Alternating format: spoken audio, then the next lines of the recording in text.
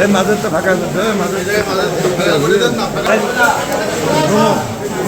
আসামি হচ্ছে রায় হয়েছে, রায়টাতে সন্তুষ্ট, কিন্তু আরো সন্তুষ্ট হলো রায়টা যদি কার্যকর হয়, তার যাতে ফাঁসি দিয়ে মৃত্যুবরণ করে, তাহলে আমরা আরো খুশি।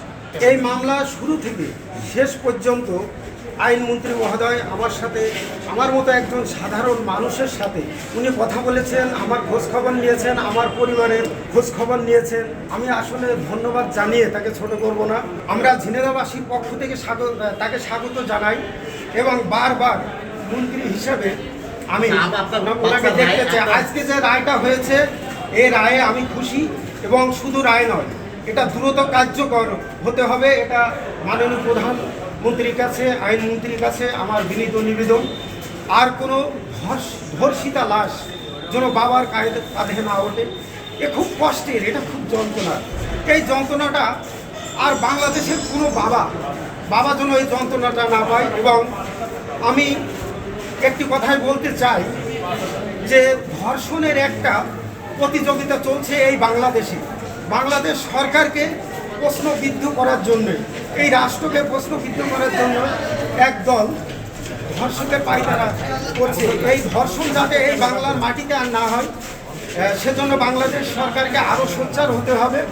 আজকে এই রায় গণমানুষের রায়। আর 12 বাজারবাসীকে আমি ধন্যবাদ জানাবো, ওনারা আমার পাশে ছিলেন, কিন্তু আমার পাশে ছিলেন বলে আজকে এই রায়টা আমি পেয়েছি। প্রত্যেক ধর্ষকের আমি ফাঁসি চাই এবং দ্রুত কার্যকর চাই। আমার মেয়ে যেমন চলে গেছে, কষ্টটা আমি বুঝছি, কিন্তু প্রত্যেক ধর্ষকের বাবা কিন্তু এমন কষ্ট পাচ্ছে। আমি চাই প্রত্যেক ধর্ষকের এই বাংলার মাটিতে দাফন করে দিতে হবে। এই মামলায় আমি রাষ্ট্রপক্ষের পিপি হিসাবে মাত্র 5 কার্যদিবসে বিজ্ঞ বিচারক এবং অন্যান্য সংশ্লিষ্ট সকলের সহযোগিতায় বিচার কাজ সম্পন্ন করতে সক্ষম হয়েছে। এই মামলাটি ঝিনাইদহ জেলার শিশু তাবাসসুম ধর্ষণ এবং হত্যা মামলার একটা আলোচিত মামলা।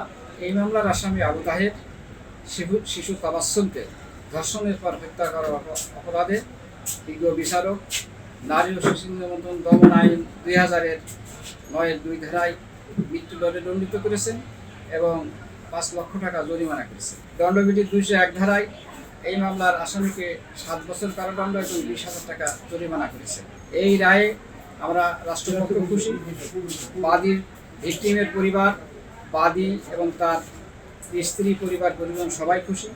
এই মামলাটা অতি দ্রুত সময়ের মধ্যে মহামান্য হাইকোর্টে ডেথ রেফারেন্স শুনানির জন্য উপস্থাপিত হবে। ওই ট্রাইব্যুনালে শুনানি শেষে এই মামলাটি রায় বহাল থাকবে বলে আমরা রাষ্ট্রপক্ষ থেকে আশা প্রকাশ করছি। এই মামলাটা দ্রুত বিচার নিষ্পত্তির জন্য মাননীয় প্রধানমন্ত্রী এবং মাননীয় আইনমন্ত্রীকে বিশেষভাবে ধন্যবাদ, কারণ তাদের প্রচেষ্টায় এই ট্রাইব্যুনাল গঠন করা হয়েছে এবং ট্রাইব্যুনালে মামলাটি দ্রুত নিষ্পত্তি করা সম্ভব হয়েছে।